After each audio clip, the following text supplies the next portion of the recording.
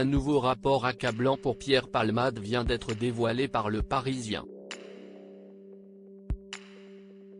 Celui-ci révèle que l'humoriste est le seul responsable de l'accident, mais donne également plus de précisions sur les circonstances du drame. Voilà 7 mois déjà que Pierre Palmade est mis en examen.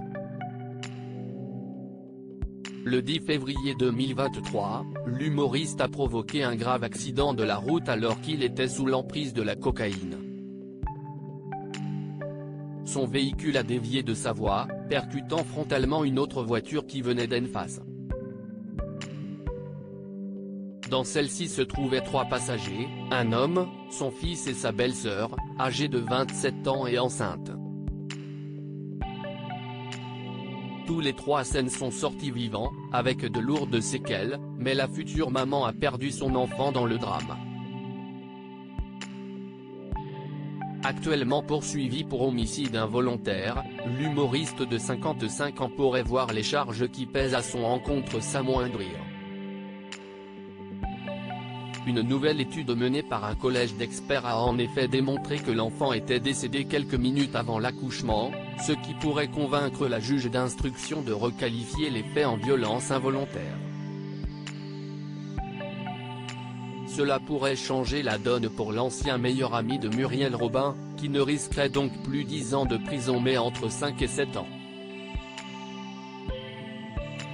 Pierre Palmade seul le responsable de l'accident. Tout l'enjeu du procès de Pierre Palmade sera de déterminer sa responsabilité dans l'accident. Mais le résultat de l'enquête est sans appel. La cause fondamentale de l'accident ressort ainsi exclusivement liée à une faute de conduite caractérisée par un déport intégral dans la voie de sens opposé et une absence de reprise de trajectoire en correction, a écrit l'expert mandaté par la juge d'instruction dans son rapport remis le 28 juin 2023 et consulté par Le Parisien. Ce rapport d'accidentologie, accablant pour l'humoriste, démontre que son changement de trajectoire n'était pas lié à son allure, ni à l'état mécanique du véhicule, lequel était en parfait état, mais bien au changement de trajectoire brutal opéré par le conducteur. D'autre part, aucune faute ne ressort de la conduite de l'autre conducteur, celui de la Mégane dans laquelle se trouvaient 3 personnes. La voiture roulait à environ à 50 lumens/h et n'a pas connu de perte de contrôle. Quant à la voiture de l'humoriste, elle semble s'être déportée de sa voie en raison d'une correction disproportionnée d'un premier écart à droite, selon l'expert.